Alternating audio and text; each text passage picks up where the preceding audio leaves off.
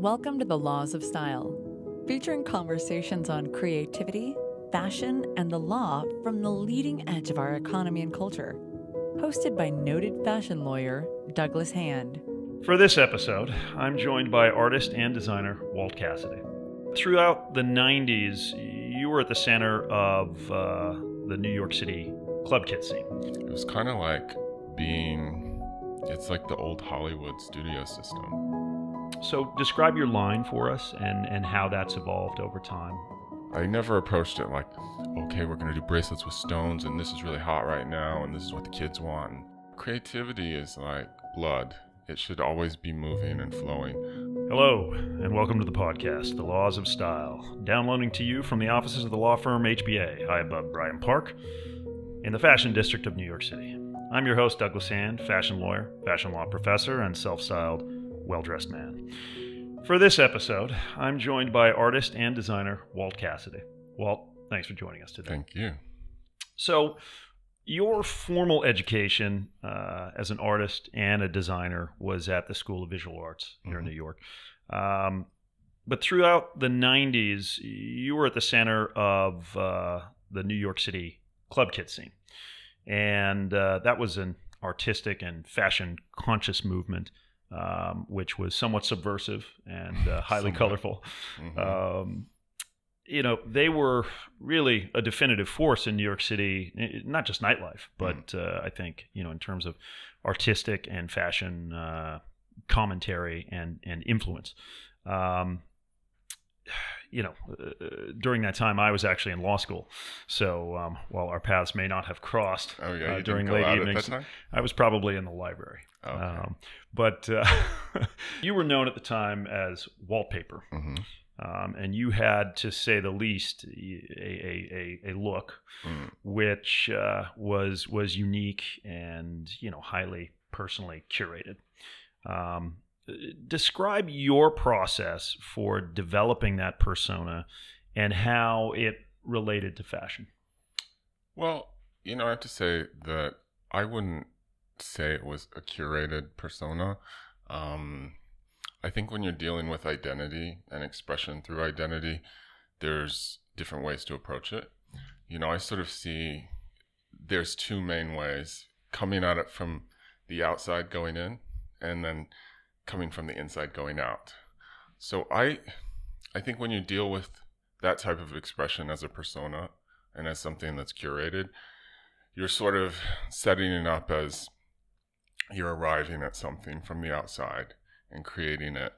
I always felt that what I was doing and what I still do today is sort of exist inside of myself. There's a sort of interior landscape that I'm operating from and I'm projecting out. And so everything that I address from that standpoint becomes a reflection of my interior experience. And I think that kind of came from my childhood. I had a very dysfunctional family. And I think from a very early age, I retreated inside of myself. I sort of thought that I could find freedom in that.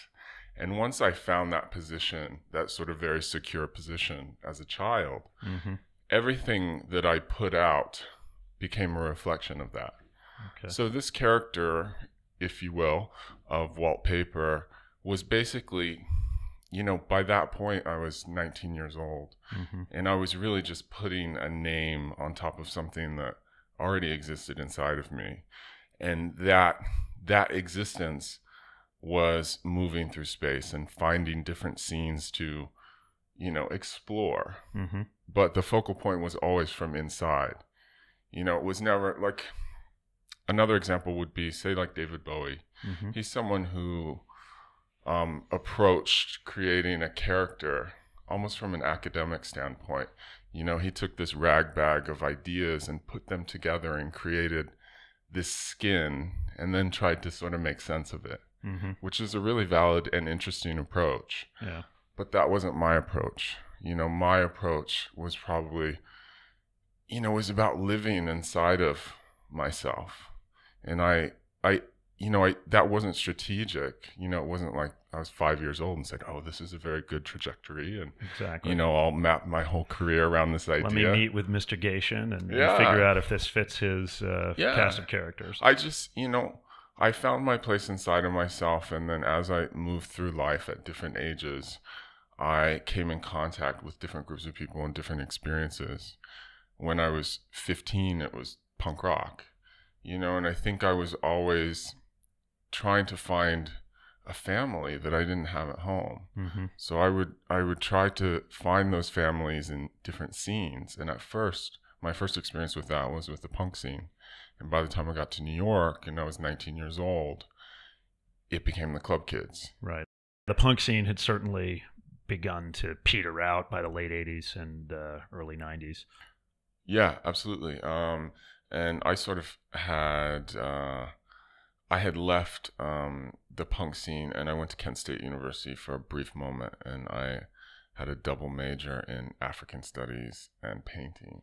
Wow. Again, I was intuitively pursuing information about tribal culture and group politics to kind of replace this lack of family. And so when I arrived to New York and found myself in the middle of the club kids, all of that informed my identity, and my posture within that group and what I brought to that group. And that was a really interesting time and a really interesting experience. It was kind of like it's like the old Hollywood studio system. That's how New York nightlife at that time was. Mm-hmm. Once you were sort of plucked and brought into that system, there was all this machinery in place to push your ideas forward and push your identity forward. There was PR people. Mm-hmm. These were massive clubs. It's like, I think anyone that was not around at that time probably can't even comprehend the scale. Right. And the fact that there were so many of them, it was almost like an empire. Yeah. So it was like the studio system, and as a 19-year-old artist coming into that framework, I came to New York with ideas about Keith Haring and Jean-Michel Basquiat and Robert Mapplethorpe, and those were the people that I really looked up to. And so I came here and got plucked into the system, and the first nightclub that I worked at was called The Building, mm-hmm. which was run by Howard Schaefer, who went on to do Bowery Bar and The Standard and all that stuff. And they gave me like a studio in the attic of the club, I was doing decor for interiors. That was my first club job. Right. So you must have felt like you I was 19, arrived. Yeah, I was 19 years old. I was just starting at School of Visual Arts, where everyone's sort of training to be an artist, and all of a sudden I have my own studio in like the hottest club in New York. So I was like, what do I need to be going to SVA for? You know what I mean? It's like, I've made it. This is it. Right. And it was very exciting. So how to get to the tail end of the question, that self-expression, how within that infrastructure, either of nightlife or more broadly, just your own, and I hate this term, but I will use it, personal brand, did it relate to fashion and your view of fashion and what it is as an industry? Yeah, well, I think what changed for me going from punk into the club kids is that I became aware of this conceptually, that my identity was and could be a brand. I had never heard that language prior. I had never thought about it. And I remember going up into the offices of Limelight very early on. And there, just the fact that there were offices and publications and PR people. Were they in the bell tower? I just have this image of... they were up top in the back part of the club. Okay. Was all offices. And, there were assistants and fax machines. And I was like, wow, this is like really, really professional. It's like, and I liked it. I liked the organization of it. And I liked the staging aspect of it. And I felt really inspired and sort of ready for that. Mm-hmm. And the people that I started talking to, that was sort of run by a group of club kids that were a little bit older. They had sort of come over from the late 80s. And those people had found themselves in more administrative type positions. Like one person ran the magazine, which was Project X. One person ran the events. And I was like, wow, this is really interesting. All this stuff I've been feeling and doing intuitively on my own can now be put out almost as an artwork in itself. And I started to realize that my identity and the way that I dressed and the expressions that I had, that it was something unto itself, and that was something, I could pursue. And this idea of self-branding, a lot of the topics that are really commonplace now, the gender revolution, influencers, self-branding, a lot of those seeds were kind of planted with the club kids.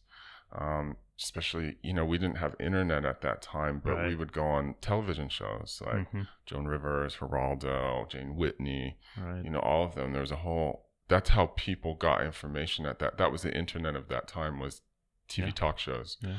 And so we would go on these talk shows and be like, hey, you're miserable in the Midwest, come to New York and join us, and dress up and explore gender and all of these different things. The clarion call for creatives and self-expression. Absolutely. Which a lot of people, many New Yorkers, most New Yorkers aren't from New York, born and raised. That's a rarity when you see someone who has been here, sort of bookend to bookend. Absolutely. Yeah.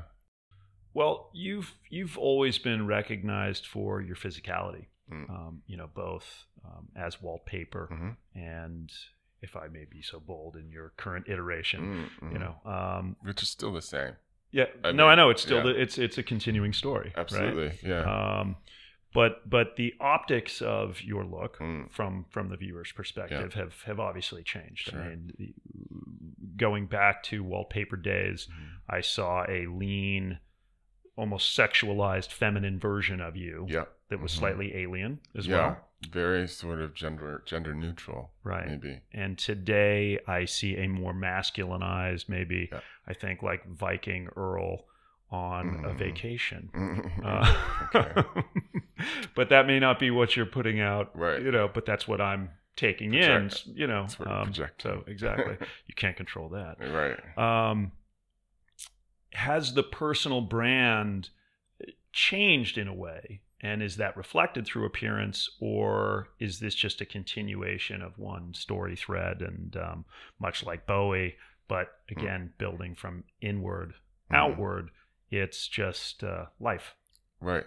Well, my expression I always see as being in flux, and whether that's with the objects that I make, whether it's, paintings and illustrations, which is what I did very early on, or now doing jewelry and starting to get into garments and stuff like that. My expression has always been fluid, I've always dealt with gender in the same way. I've always felt comfortable moving all over the place. I was never someone who wanted to find a rigid category and then place myself in that category. I've always believed that we are designed to be fluid and moving.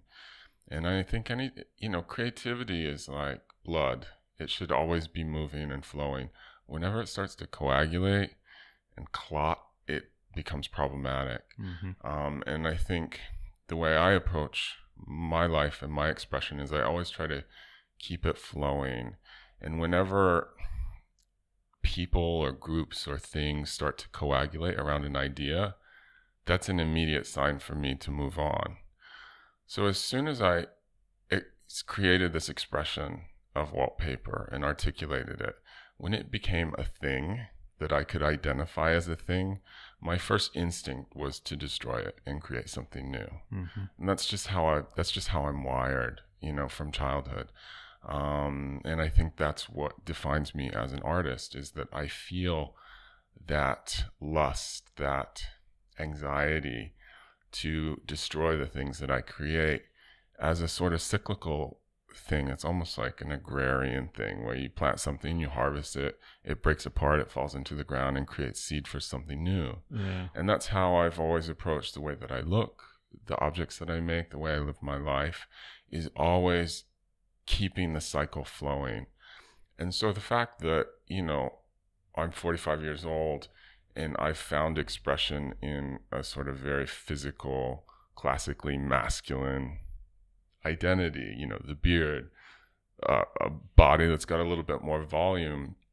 To me, it's just a classical arc. If you look at any kind of history, you see this journey of the boy to the man, the sort of androgynous boyhood going into manhood. So to me, it feels right in line with that. So it makes sense that I started off life and I was very gender fluid.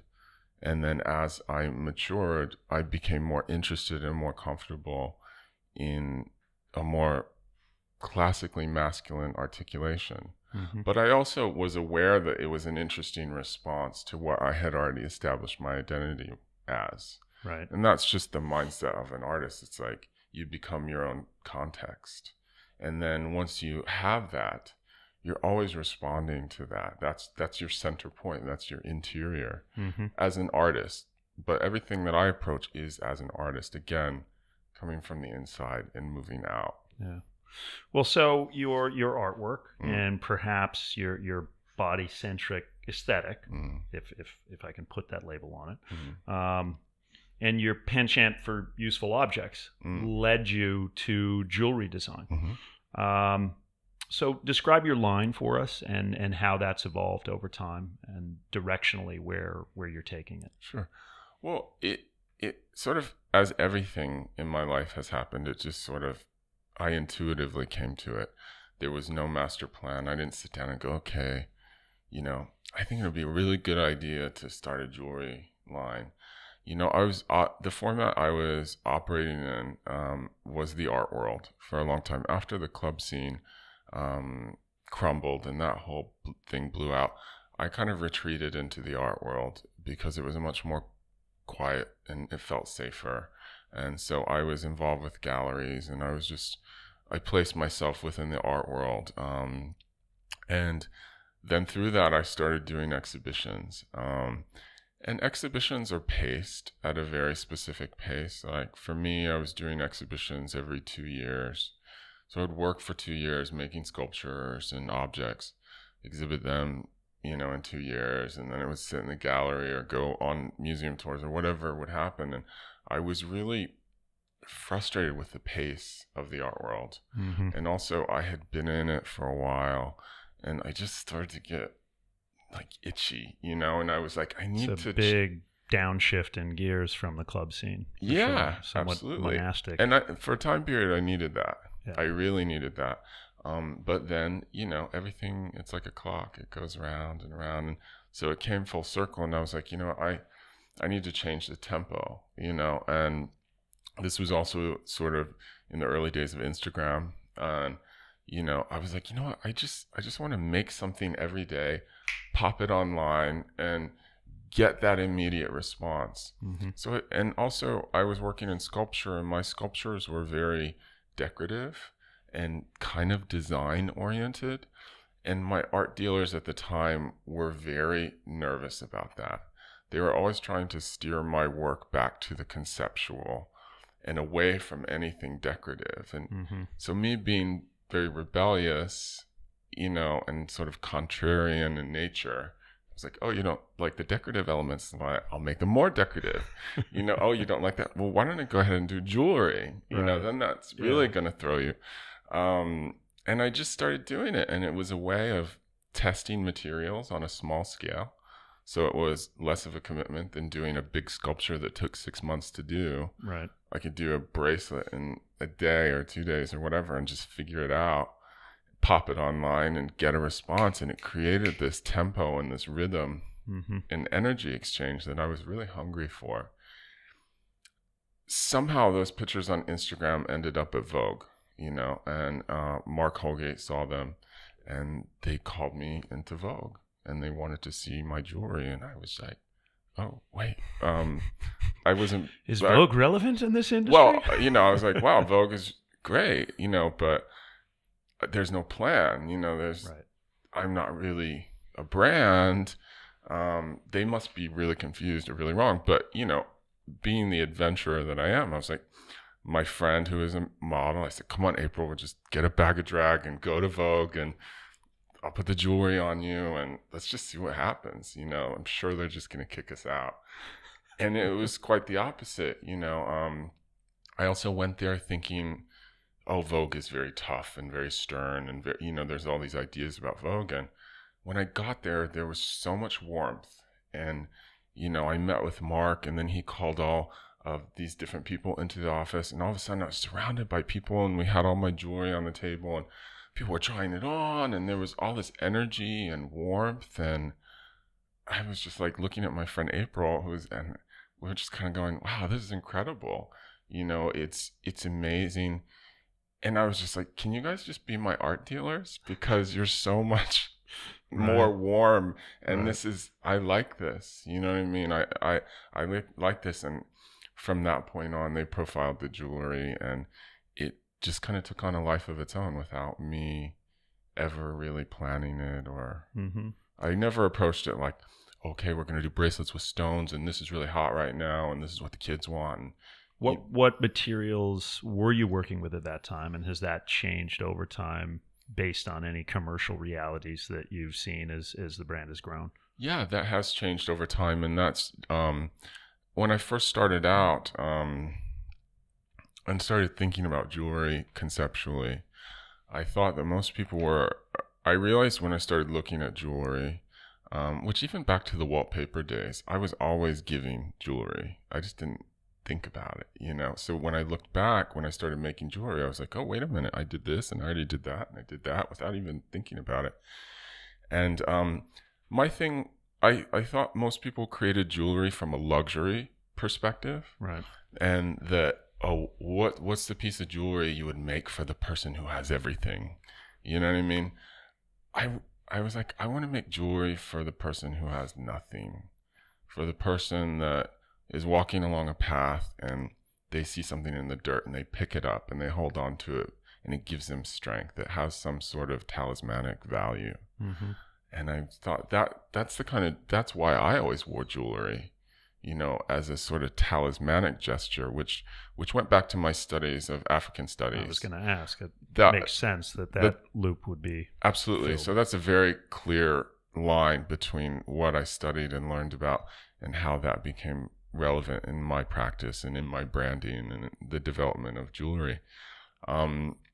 So at first I was doing a lot of stones because that was, I would get these stones and wire them together, and the materials were very elemental. Mm-hmm. And I was also, as I went along, I was learning how to make jewelry, how to translate sculptural mechanics into wearable things. So the first pieces that I made were probably more sculptures, and there were problems with wearing them, because it was basically a small sculpture. And then as I did more, I started considering wearability, and as I got press and certain collaborations came up, because after I was profiled in Vogue, I started getting approached by big box retail and other designers who wanted to collaborate. And I was just kind of taking it as it came, mm-hmm. and just making creative decisions on the spot, and just hoping for the best. But I think what that process helped me bring was a kind of authenticity and an integrity, which is what I think Vogue responded to. Mm-hmm. Probably being inundated with all kinds of brand concepts and money-driven ideas, to have someone come in that's purely in the creative and purely operating as an artist and making decisions as an artist and not as a commercial venture, was probably refreshing. I'm sure, and they profile from time to time, people with similar backgrounds that aren't building lifestyle empires. Right.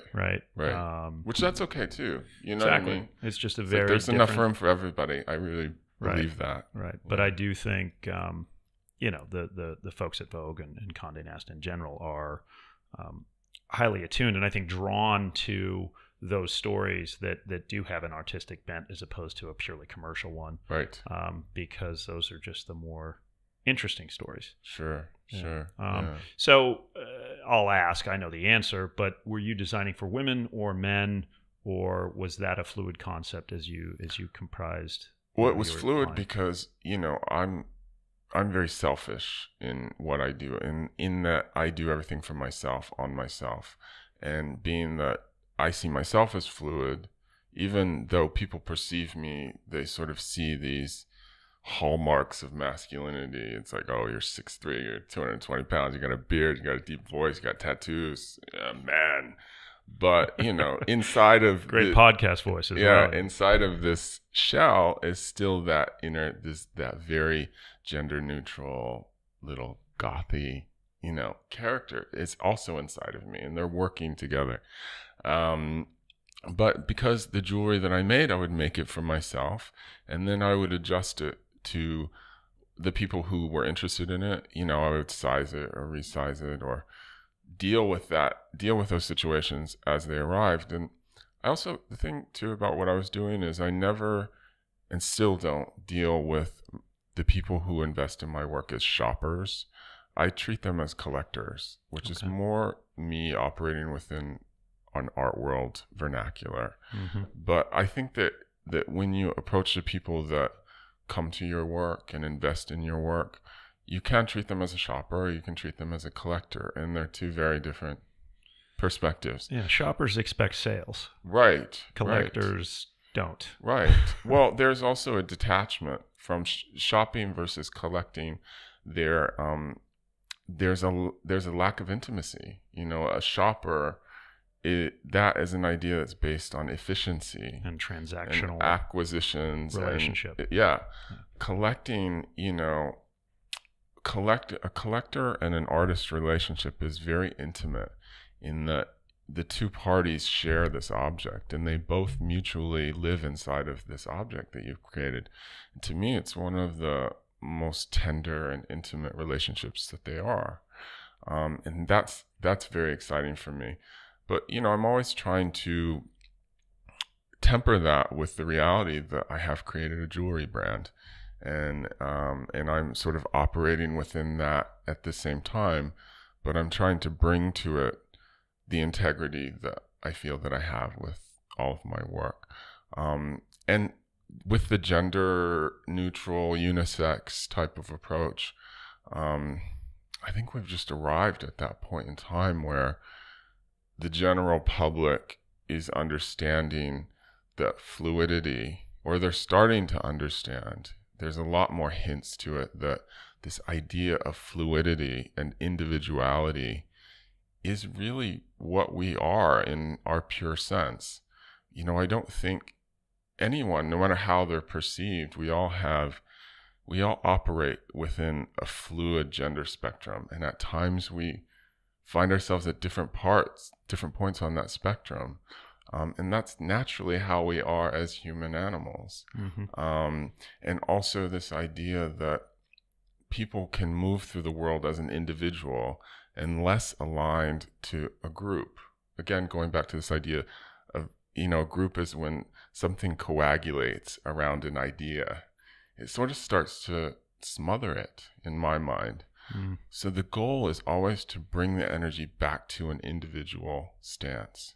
And I think that more and more people are intuitively understanding what that's about. It's like when you look at, the gender revolution that's happening now and people dealing with trans issues, mm-hmm. Basically what young people are saying is, you have to identify me how I say I want to be identified, and you have to recognize me as the individual that I am. And if that's inconvenient for you because you've been programmed to all of these boxes, it's too bad. Yeah. You have to look at me as the individual that I am. And whether you're applying a gender or any other kind of category to that, I think we're reaching a point where that's all breaking apart.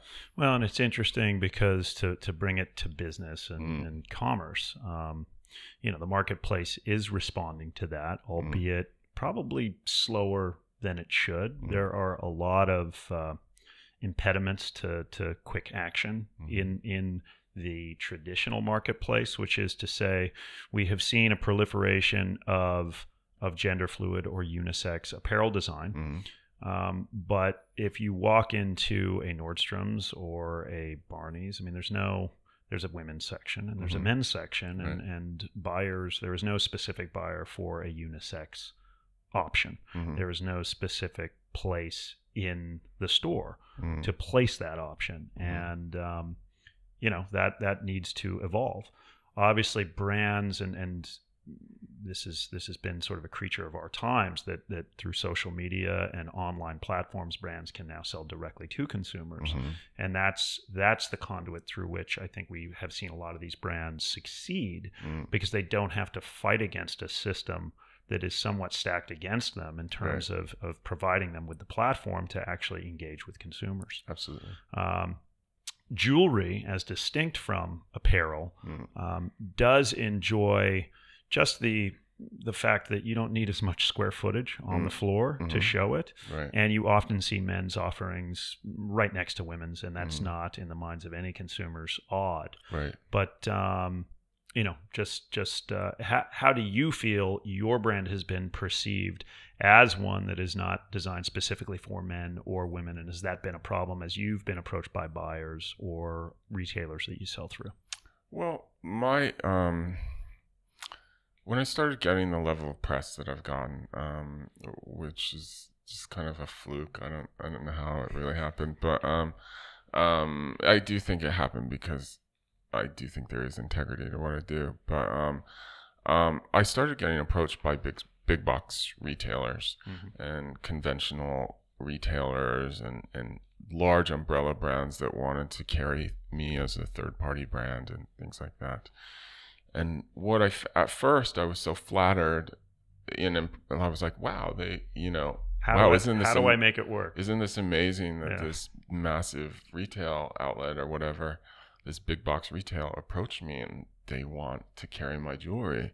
But what I found as I sort of pushed and pulled my way through it was that those forums were not right for me. They weren't the right fit.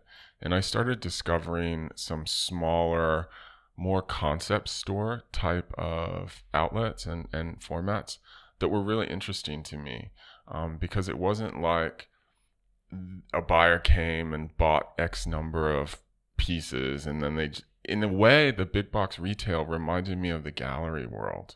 It's like, okay, you create this work and then it just gets lost in the system and it's sort of stuck there in purgatory. And it fits a specific role within what they want to offer broadly. And so it's very rigid and compartmentalized, and not that, like I said, there's enough room for everyone. There's enough room for that to exist in the world, but I don't know that that's really part of my destiny or part of my role.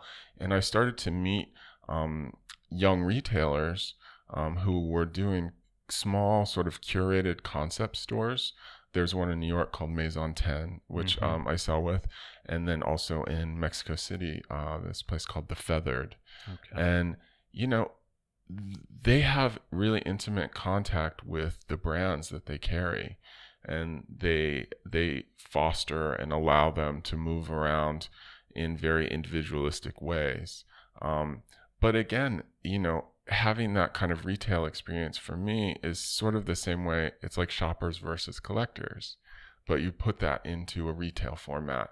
So you have a concept store format versus a big box retail format, shoppers, versus collectors. Right. So the person that goes into a concept store has more of a collector mentality. They want to be entertained by a specifically curated idea. They want to know a little bit more. They don't want to just go, oh, this is the hot bracelet for that month. Let me go get one and I'll get one for my friend. They want to be involved. And there is this idea of occupancy. They want to occupy the experience in a certain way. And I like that. you know, and it took me a minute. I was thrown at first because I was like, oh my God, they want to carry my stuff here, and let me incorporate and do this, and, you know, become like, I tried to do it, but the whole time I was like, this isn't feeling right to me. And then I was lucky enough to have these other experiences. I was like, okay, wait, this feels right. Let me go where it's warm. And this is more aligned with my principles and where I happen to be at right now. And I'm also a very small company with a lot of really good press, you know? And so people perceive me as being, you know, like I've got this massive factory, and, you know, it's just not like that. I'm still operating as an artist, you know? And so I found a really good fit. So I'm in a great spot right now. It's interesting as well how your relationship with the consumer, how one's relationship with the consumer does relate to design, and back to your sort of inward out ethos, both with respect to personal expression and design. That fits nicely with not caring what the retailer says about what your product should be, as opposed to an outward in design process, which is, what are consumers buying? What is your gap, retailer, in on the floor? And I will fill it because I want to make money, and I want to appeal to shoppers. Yeah, and that's what it is. You know, it's a commerce driven approach, you know, as opposed to a creative driven approach. And you know, for me, it's just, you know, it's just the way I'm wired. You know, there's enough room for everybody, you know. So what other brands, not to interrupt, but what other brands resonate for you, whether in jewelry or apparel? And I know you've dabbled in apparel, and we'll touch on that. Yeah. But what brands resonate for you personally? Well, right now, the brand, and this is only just because I just read the article about Birkenstock versus Supreme. Did you read that? No, I haven't. Oh, well, you know, the guy from Birkenstock basically dissed Supreme and was like, oh, working with Supreme is like prostitution. I would never do that. Like, and his idea, you know, Birkenstock is like a family-owned business. You know, Mr. Birkenstock, who's like 85 years old, you know, and I'm all just learned this from reading the article. I think it was on The Cut.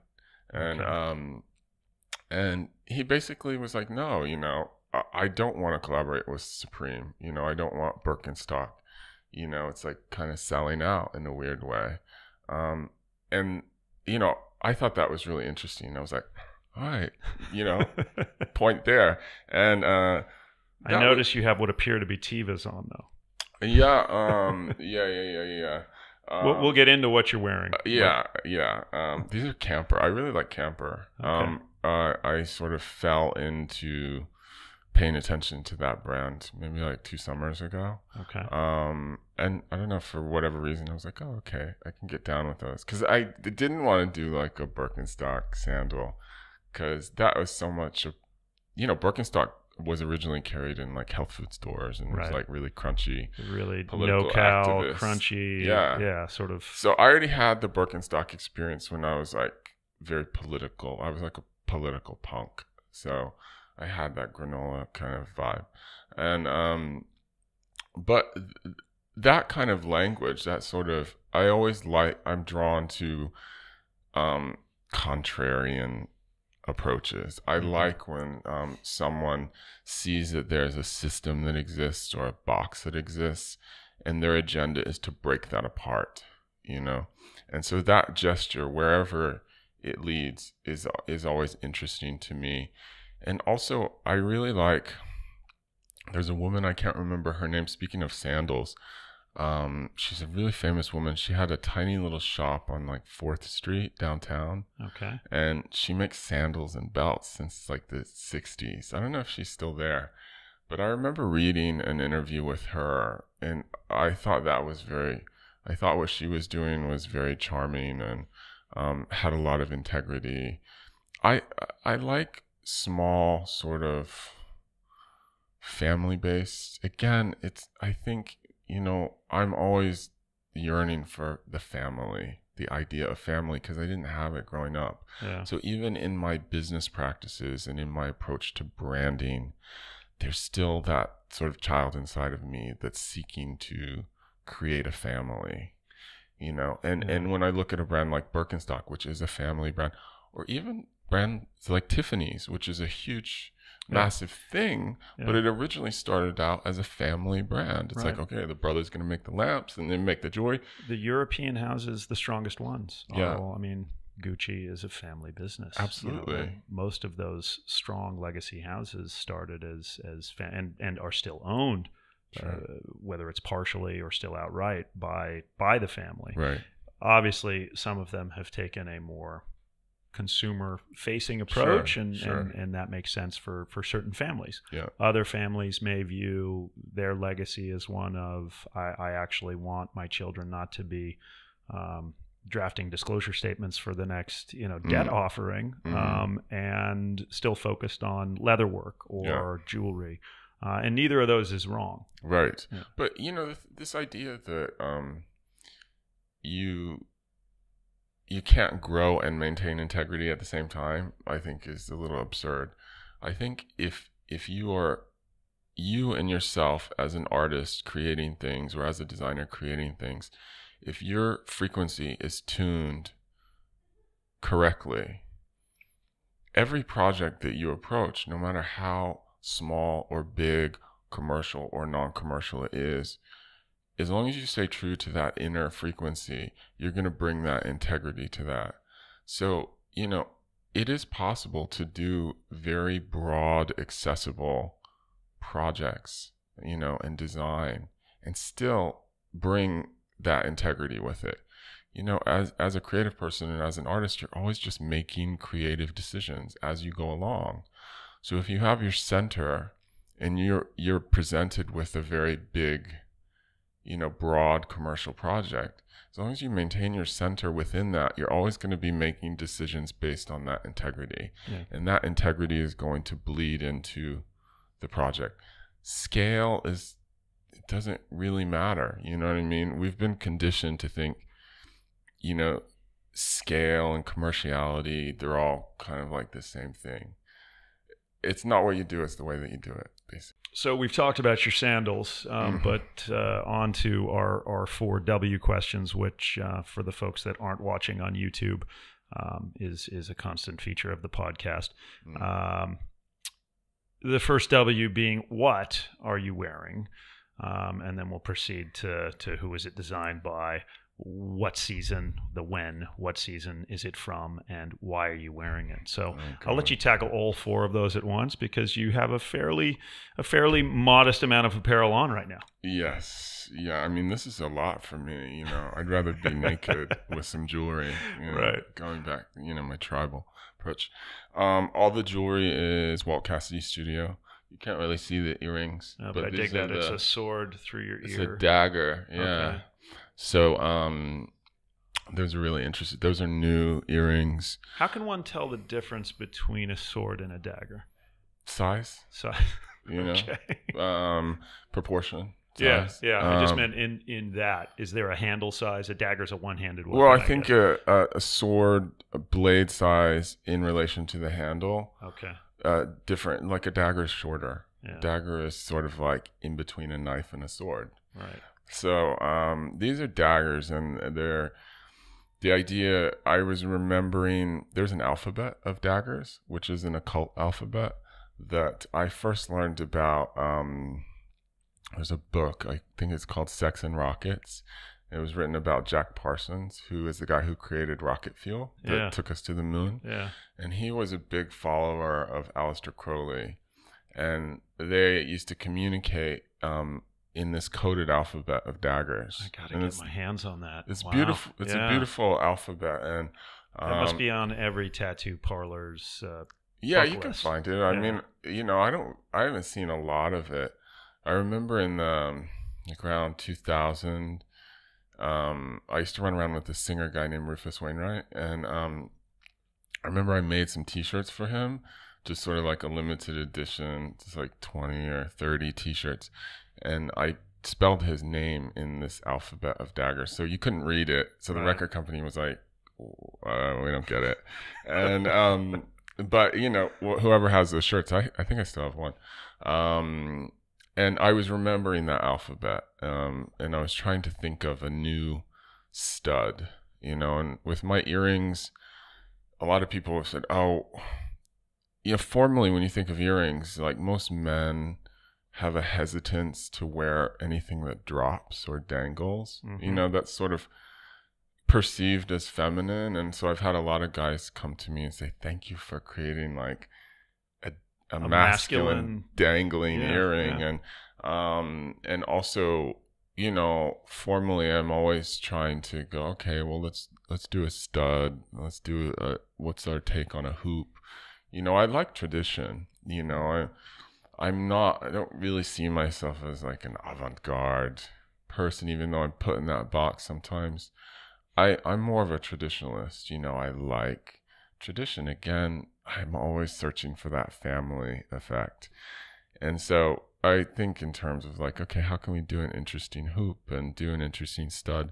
And I still do more statement-y stuff that's for editorial. Mm-hmm. But, you know, it's like people look at the magazines, but then they go and buy a silver chain. You know what I mean? So you have this big, colorful piece in Vogue. Right. And then people go, wow, that's great. I'll buy the little tiny chain. You know what I mean? So the work operates. But anyway, the earrings are mine. The ring is mine. The pants, the jeans are mine. I sort of started exploring fiber and garments, fiber in the jewelry, and also fiber in terms of garments. So I'm flirting with the idea of doing, you know, some made-to-order garments. That's how I do. And what is the denim? What's the denim? Where did it come from, and how did you discover it? Oh, you know, I just got it at a denim supply. It's not, there's, you know, I didn't go to some. It's not some exquisite Japanese wash. No. It's not there. Yeah. I basically wanted to start out with the heaviest denim that I could find. And this is really problematic for people making like normal production people because it requires specific needles and it's such a heavyweight denim. But I thought that was kind of the ultimate challenge. Let's start with the heaviest. Mm-hmm. And I also did some in cotton duck. And so that was the other end of the spectrum. So now I'm going to sort of play around in between. And in the process, everything I do is made to order. So it's not like, you know, and I'm working with people who already collect my jewelry. And it's like, hey, I want to make some pants, you know. Mm-hmm. And I made them from a very selfish, I have big legs from squatting. You know, I have a sort of working class athletic, like a construction worker's body now. But I have big legs and a big butt from squatting. And so I've never been able to find jeans that fit, and the crotch always busts out. And I'm not into stretch jeans, and I'm not into baggy jeans. So I was like, I just have to do it myself. Right. Like the only way I'm going to be happy. And I think you get to that point when you start making things, you realize, wait a minute, I don't have to go out and buy it. I can make it myself. And I was like, I have to make a pair of pants that fit my legs and fit my body. And, you know, trying to find jeans that aren't made for like a 12-year-old boy is impossible. Yeah. Jeans made for men's bodies, you get into like workwear and those sort of workwear brands, which is fine, you know, that has a very specific vernacular attached to it as well, that you're in like workwear land. Yeah. So finding a pair of pants that navigates in between all of those rigid spaces, like finding a space away from the denim, you know, vernacular and then the workwear vernacular. So I wanted to find a space in between and create a pattern where I could make these pants in different fabrics and they could move fluidly through all of that. So I did. You know, now I'm sort of testing them. Okay. So I made them for myself. And I've also got some jewelry collectors who now they want pants. They're like, make me a pair of pants. So I'm going to do the first test ones on them because those are sort of my family. Yeah. And I'm going to do a bikini. You know, last summer I did a beach tunic. Okay. Basically all the things I need but have trouble finding. My goal is to never have to be able to shop for myself ever again. It's just I have a pattern. Oh, I want it in red, or I want it, you know, for myself. You're like a fashion prepper. Kind of. It's like that movie Pretty in Pink, you know, with Molly Ringwald. Right. You know, it's just I make my own drag. And anyway, so the pants are mine. The sandals are Camper, and the jumper is J. Crew, I think. Okay. Well, thank you for that.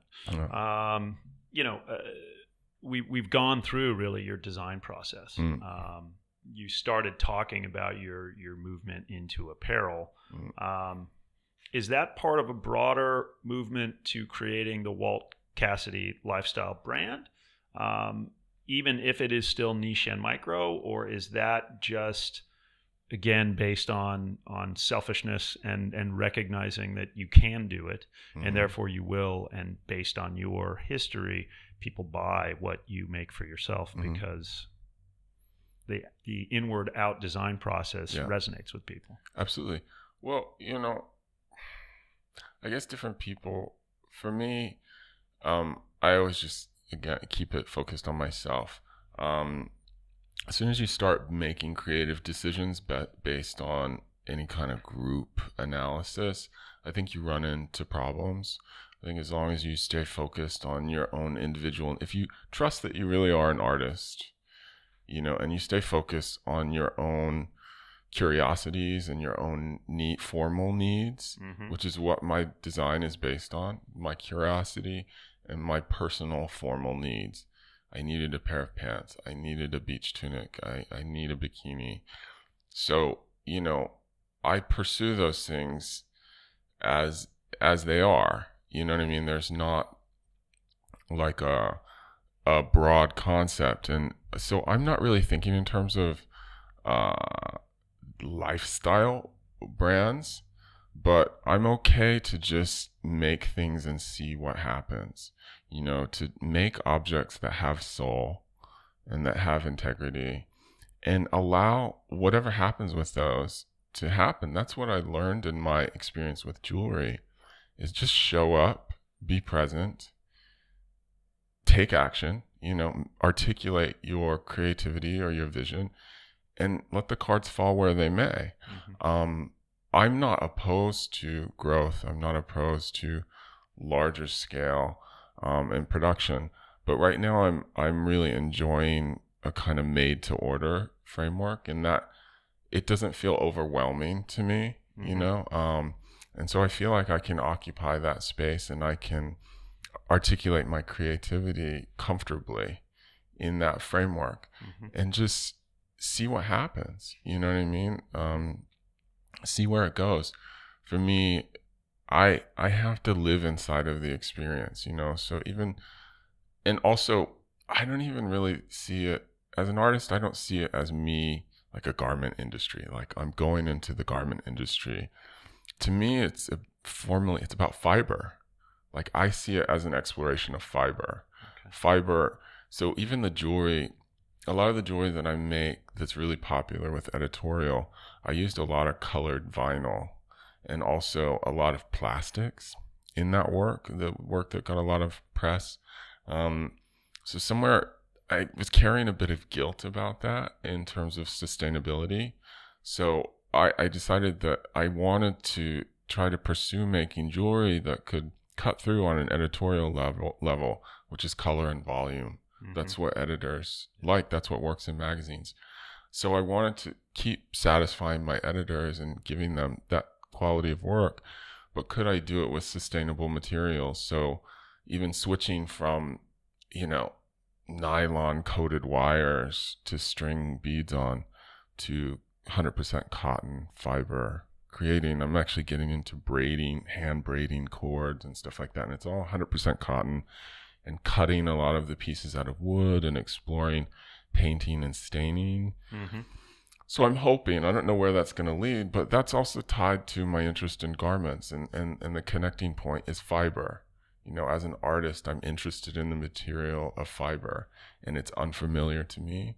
So that's what's exciting to me. I love to try to do something I don't know how to do. Once I know how to do it and I understand it as a thing, my instinct is always to destroy it, sacrifice it. That's where the new life comes from. So, but it is a journey. And right now my journey has me on this fiber path. And it's like I've had to teach myself how to braid and, learn a little bit about sewing and patterns. And, it's trial and error. And I like that. I like fumbling through life without a plan. So, fairly hackneyed question, but to you, what is the difference between fashion and style?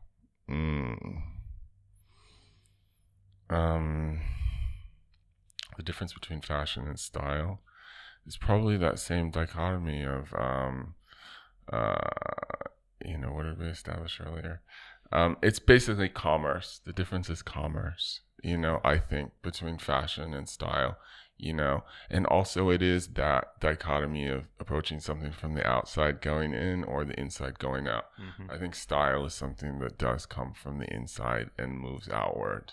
Mm-hmm. It's that sort of foundation and that platform from which all things are articulated. Fashion is more of a skin, and I think that's something that is framed from the vantage point of being outside of it. Yeah. Maybe the same between art and design. Yeah. In a way. Absolutely. Yeah. Sure. Well, I mean, because, it's also, the difference between art and design is functionality. You're dealing with a functional object versus a non-functional object that's kind of put into this precious space. Yeah. Well, and you and I are speaking on a panel October 5th down at the Salmongundi Club, which will be a ton of fun. We'll cover some of those topics with some other designers. Yeah. And I'll put in the YouTube and the iPod at the end where you can register for that. Although I think all the tickets have just about been sold. Oh yeah. Yeah, which is good. I like a sellout crowd. Yeah, exactly. So back to Club Kid days, and we seem to be obviously that was youth influencing to a great degree fashion and design. We're in somewhat of a similar youth cultural movement, it seems today, with a lot of brands celebrating street or urban. I hate these terms as adjectives, but basically supreme with $1 billion valuation. Someone speaks to that. Also, storied brands like Gucci implementing elements that are somewhat cartoonish or elements of street art in current fashion. Do you think that the club culture informed that, or do you think that this is kind of a new, fresh perspective on youth in design? Yeah, I think that it informed it. I mean, it's evident in the references. I mean, I've seen magazine editorials that completely copied like Club Kid pictures of me. You know what I mean? Like in Purple magazine, there was a spread, and it was literally like a complete copy of one of my early looks, which is fine. I mean, that it's out there for people. I'm happy for that. I think that a lot of the stuff that we were addressing as club kids, again, going back to intuitively, has now become commodified. The reality is that queer culture, gender, street culture, everything has become commodified because we're in this vacuum of content. Like all of these sort of structures and forums that we're dealing with now, they're basically like content vacuums, and they're just like pulling up content. I mean, now we're in a space where an idea can't even really fully mature before it's sucked up and commodified, and so I think culturally and in terms of creative expression, we're getting ideas when they're very thin, like they haven't matured enough to thicken up.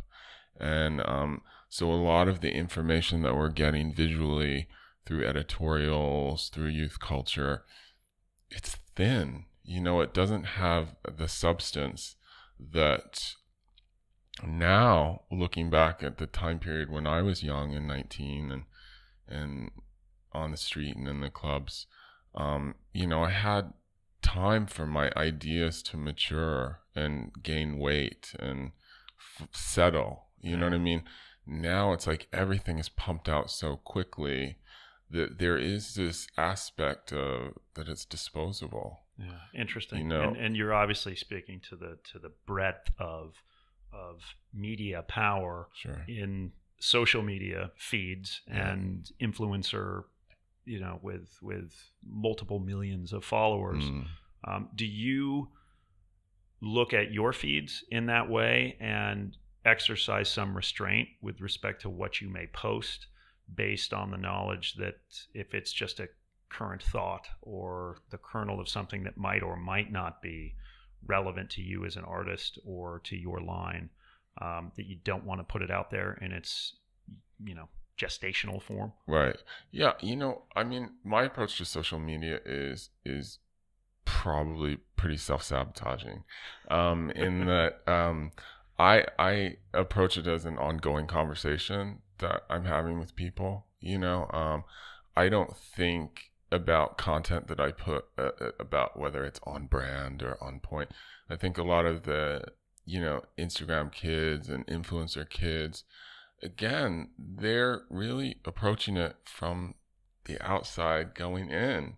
It's like they're creating a skin for something that has no skeletal structure or muscle mass underneath it.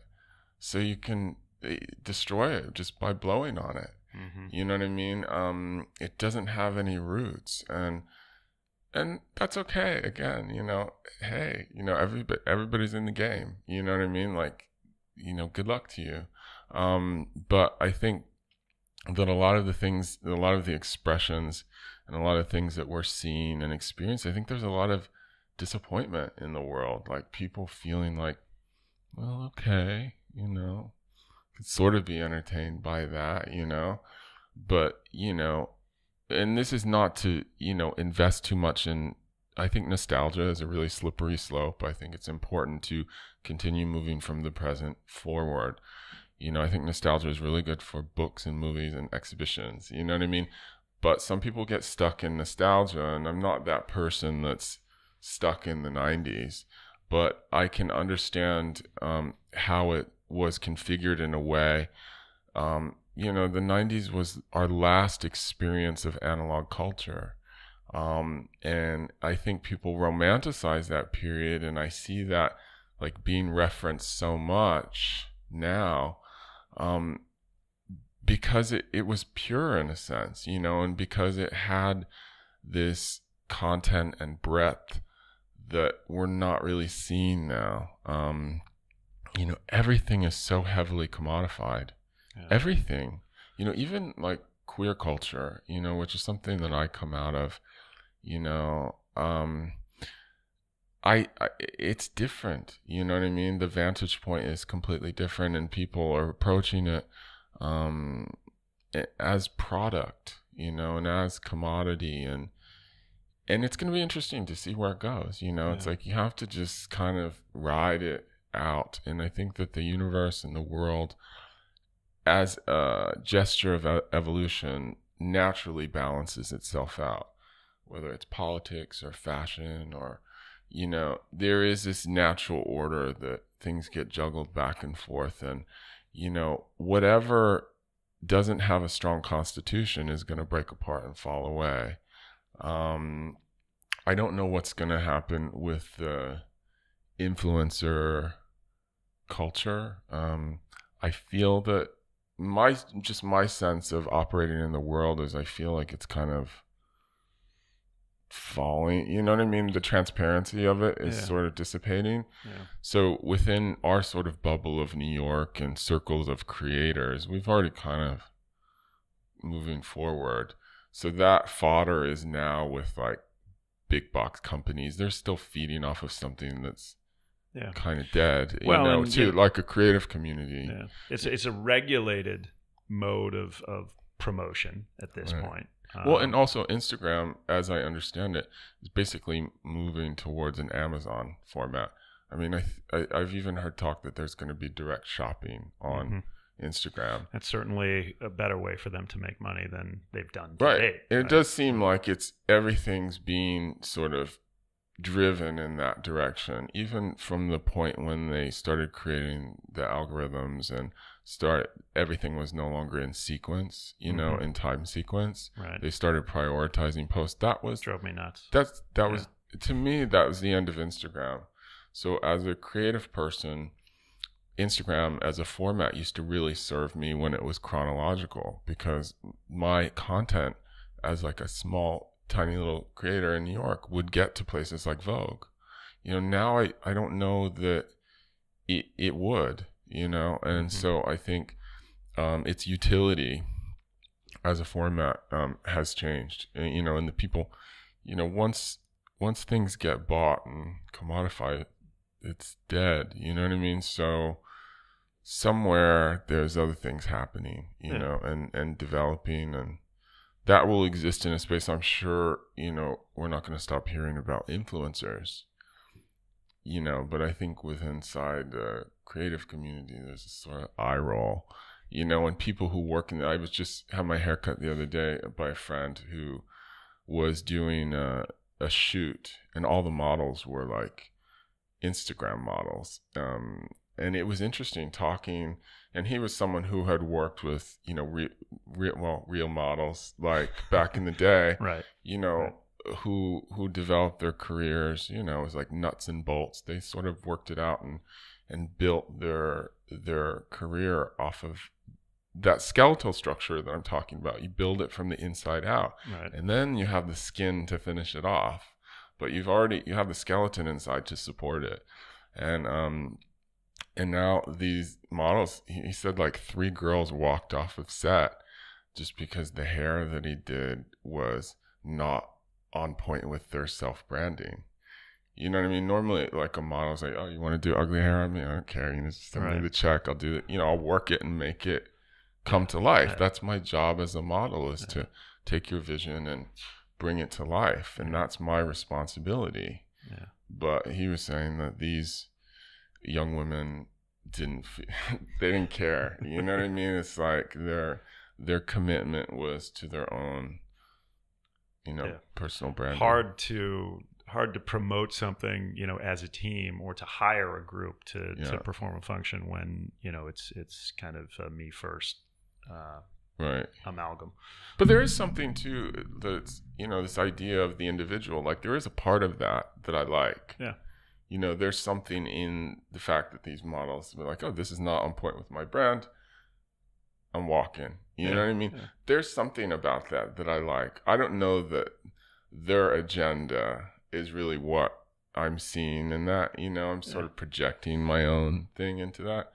But again, you throw the cards up in the air and you see where they fall. Yeah. And I think the curve of normalcy, or, the balance, as you put it, it's always at work. Right. So, while there are influencers out there who can move the needle for brands with one post, maybe the future is truly micro influencers, sort of just some dad you've been following, right, who, is really into grandpa style, and you're just like checking that out. And, it's like a Mordecai Rubenstein. I don't know if you follow his feed, but he finds just oddly dressed people in the city who inspire him, and I've been inspired by some of the images that he puts out there. And these are just guys playing dominoes on the street corner, right? But and these are also, there's that other thing of where there's so much content that's curated content. I don't follow any of those accounts. I don't follow a whole lot of people because I'm not so invested in it, because I do think like Instagram is kind of a dead medium at this point, as well as Facebook. So I don't really care too much. But I don't follow people who don't post original content coming from themselves. Mm-hmm. These sort of curated pages of like, oh, this is hot black guys, and this is, Asian girls, and these are denim collectors, and these are, puppies that do silly tricks, that they've gathered from this interweb. Yeah. Like, I make it a point not to follow, anything that looks like a Tumblr feed. If I'll go to Tumblr for Tumblr, I don't want Tumblr on Instagram. Yeah. So I don't like that kind of curated. To me, it's like fast food. You know what I mean? It's not very nutritious. So I'm looking for a nutritious experience, and that means like raw, like you eat it within 15 minutes from it being cut from the ground. Well, and ideally you yourself cut it from the ground, knowing you, absolutely, or absolutely, hunted it down and speared it. Yeah, I do think of it in those sort of agrarian terms. It's like how nutritious is what we experience. You know, you can apply it to everything. You apply it to politics, to the food industry, to the fashion industry. You know, at the end of the day, as an individual moving through space, I'm trying to survive in the healthiest, most profound way that I can. And in order to do that, I have to self-preserve. And in doing that as an artist or just as a fleshy body trying to stay healthy, you know, I need that food that's nutritious. I need that content that's nutritious. I need that fashion and that style and that garment and the fiber and the jewelry. I need it all to be nutritious. It needs to be inspiring me and keeping me alive and keeping me move forward. And so much of the industry around everything, food, politics, creativity, design, is fast food. You know, it's like it's poisoning people. You know, it's a very heavy idea, but you know, lighten that up a little bit. And yeah, that's my truth. Well, awesome. Let's go get lunch now, because I'm ravenous for wholesome food. Thanks for coming in and sharing your thoughts. You can follow Walt on various feeds that he has. Walt, I'll let you articulate them. Yeah, just Google Walt Cassidy. Everything comes up. I'm easily found. You're that guy. Yeah. And you can follow my thoughts on Hand of the Law, both Instagram and Twitter. Thanks for listening, everybody. Bye now. Bye. You've been listening to The Laws of Style with Douglas Hand. For more information, go to our website at www.hballp.com.